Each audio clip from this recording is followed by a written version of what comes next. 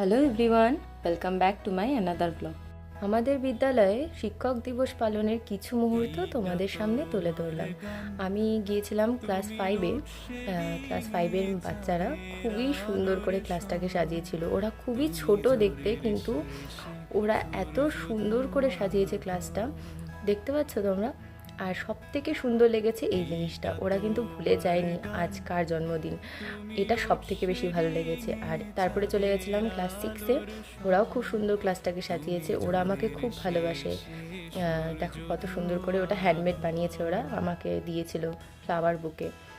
তারপর আমাদের অনুষ্ঠান শুরু হয়, আর 11-এর মেয়েরাই এই অনুষ্ঠানটি সম্পূর্ণ নিজ দায়িত্বে পালন করে। আর তারপরে তো দেখো ওরা সবাই নাচ করেছে।